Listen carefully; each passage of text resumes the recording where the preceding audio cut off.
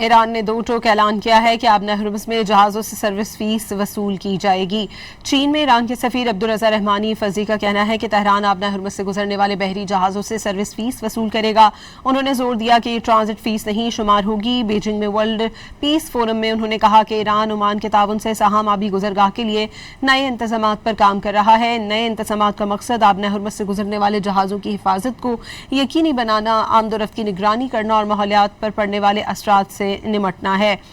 ایرانی سفیر نے یہ بھی کہا کہ جو ممالک مشکل دنوں میں ایران کے ساتھ کھڑے رہے ہیں ان کے ساتھ خصوصی سلوک کیا جائے گا۔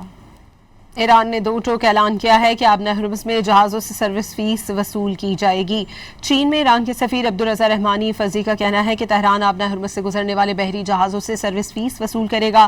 انہوں نے زور دیا کہ یہ ٹرانزٹ فیس نہیں شمار ہوگی۔ بیجنگ میں ورلڈ پیس فورم میں انہوں نے کہا کہ ایران عمان کے تعاون سے سہام آبی گزرگاہ کے لیے نئے انتظامات پر کام کر رہا ہے۔ نئے انتظامات کا مقصد آبنہ ہرمز سے گزرنے والے جہازوں کی حفاظت کو یقینی بنانا، آمد و رفت کی نگرانی کرنا اور ماحولیات پر پڑنے والے اثرات سے نمٹنا ہے۔ ایرانی سفیر نے یہ بھی کہا کہ جو ممالک مشکل دنوں میں ایران کے ساتھ کھڑے رہے ہیں ان کے ساتھ خصوصی سلوک کیا جائے گا۔